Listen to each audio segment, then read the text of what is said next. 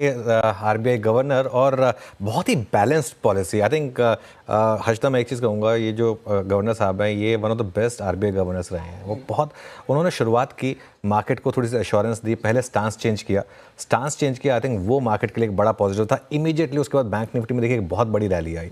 उसके बाद मार्केट में वो रैली ठीक ठाक कंटिन्यू करी। उसके बाद जब थोड़ा टुवर्ड्स द एंड उन्होंने कुछ वार्निंग साइंस भी दिए और उन्होंने कहा कि, और ख़ासतौर से एनबीएफसीज़ पर उन्होंने थोड़े से वार्निंग साइंस दिए। हालांकि ये इंटरेस्टिंग है कि एनबीएफसीज़ डे हाई पर है, क्योंकि एटलीस्ट जो उन्होंने कहा ना कि कोई बहुत ज़्यादा ग्रोथ पर फोकस कर रहे हैं, शायद मार्केट ने उसको लैच ऑन कर लिया। लेकिन ये जो पॉलिसी थी उसका जो सबसे बड़ा फैक्टर मेरे ख्याल से था, देखिए ये सब क्या है ना, जो एंड में उन्होंने बोला है वो एक्शन नहीं लिया। उन्होंने कहा कि सेल्फ करेक्टिव आप मेजर्स रखिए, और जो उन्होंने ओवरऑल इन्फ्लेशन पर बात करी, और जो उन्होंने ओवरऑल ग्रोथ पर और अकोमोडेटिव स्टांस, जो मतलब स्टांस चेंज पर बात की, मुझे लग रहा है कि मार्केट को इस पॉलिसी को पॉजिटिवली लेना चाहिए इंक्रीमेंटली।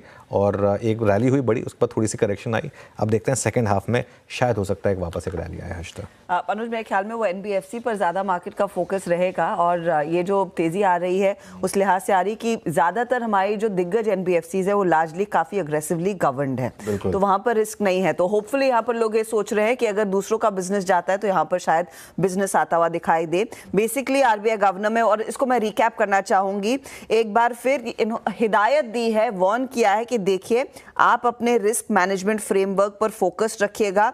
कुछ ऐसी एनबीएफसीज पाई गई हैं जो अग्रेसिवली ग्रोथ को चेस कर रही हैं, आप रिस्क फ्रेमवर्क के तहत ही अपनी ग्रोथ पर ध्यान दीजिएगा।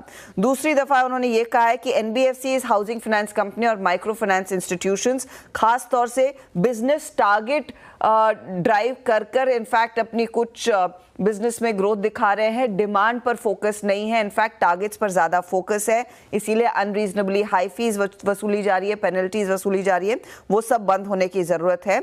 और ऑफ कोर्स वो कॉम्पनसेशन पैकेजेस भी कुछ टारगेट ड्रिवन हैं, वो भी बदलने पड़ेंगे। तो एनबीएफसीज पर एक खासा फोकस यहाँ पर क्लियरली आता हुआ दिखाई दिया है। लेकिन जो बड़ा टेक अवे अनुज, और जो हमारी शायद एमपीसी ने भी कहा था कि रेट्स में कोई बदलाव नहीं और स्टांस बदलेगा, और स्टांस बदलना ही एक बड़ा सिग्नल है कि शायद अब थोड़ा सा नर्म स्वभाव, जो हम कहते हैं ना हॉकिश और डविश, तो शायद ये policy at least in the beginning dovish रही। हर्षदा, मैं एक चीज़ कहूँगा, तैयार हो जाइए अब यहाँ से एक बड़ी रैली के लिए। आई थिंक कल बाय द वे एक बार जरा निफ्टी की एक बार 25-200 की कॉल एक बार जरा लेकर आइए। मैं थोड़ा सा क्यों इस पर एक एम्फेसाइज कर रहा हूँ, क्योंकि कल हमने इस कॉल की बात की थी करीब 55 रुपये पर। आई थिंक इस समय वो डबल हो चुकी है, और ये मेरा व्यू ये है कि ये यहाँ से भी आपको एक बड़ा पैसा बनाकर देगी। और जो देखिए 96 पर आ गई, मैक्रो पर फोकस करिए। देखिए एनबीएफसीज पर क्या कहा, वो क्या बोलते हैं उसको, फोरक्लोजर फीस पर क्या कहा, ये सब चीज़ें ना छोटी मोटी चीज़ें। जो क्रक्स था मैटर का, वो जो शुरू के 3-4 लाइनें उन्होंने बोली थी, एक चीज़ क्लियर हो गई थी, अब वो इन्फ्लेशन से कंफर्टेबल हो गए हैं, और अब उन्हें लग रहा है कि अब इन्फ्लेशन से मैं कंफर्टेबल हूँ। और एक चीज़ बताऊँ, मैं भले उन्होंने जिक्र नहीं किया उस चीज़ का ज़्यादा, लेकिन जो बाकी सेंट्रल बैंकर्स ने एक्शन लिया है, कुछ ना कुछ आरबीआई उससे भी अलाइंड है, ठीक है। तो उस हिसाब से आई थिंक जो एक सुबह हमारी बात हुई थी कि बैंक निफ्टी ड्यू है 1000-1500 पॉइंट की रैली के लिए, निफ्टी ड्यू है और कुछ नहीं तो 20 डेमा पर जाने के लिए। मुझे लग रहा है उस रैली की हर्षदा आज शायद यहाँ पर एक शुरुआत हुई है।